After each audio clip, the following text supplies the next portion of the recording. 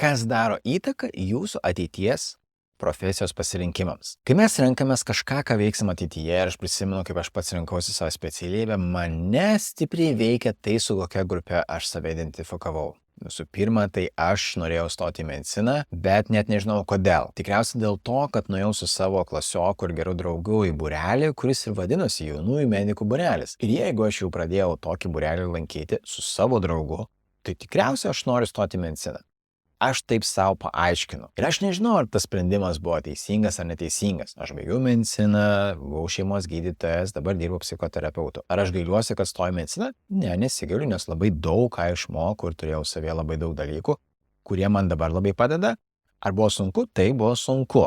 Tai nereiškia, kad neturėtume stoti į mediciną, jeigu to labai nori. Bet mes turime atsižvelgti į tai, dėl kokių priežasčių mes norime rinktis vieną ar kitą specialybę. Gali būti tai, kad mes jaučiame kažkokį tai spaudimą iš savo draugų, iš galbūt mokytų. Nes vienas mokytas mano, kad labai gerai išmanot matematiką, o gal fiziką, gal chemiją, siunčia olimpiadas, jis sako, reikia stot būtinai į tą, nes pasiseks, ne? Bet nebūtinai jūs to nori. Ir kartais būna sunku išsirinkti. Galbūt yra taip, kad tėvai sako, tau reikia ten stoti, nes bus labai naudinga, ten gal daug uždirbsi ir taip toliau. Galbūt jūs turite vyresnių draugų, kurie jau įstoja kažkur, tai jūs galvojate, gal ir aš ten noriu stoti, nes gal ten bus labai faina. Mes visąlaik turim paklausti savęs, o kodėl aš noriu kažką tai rinktis? Kokios yra to priežastis?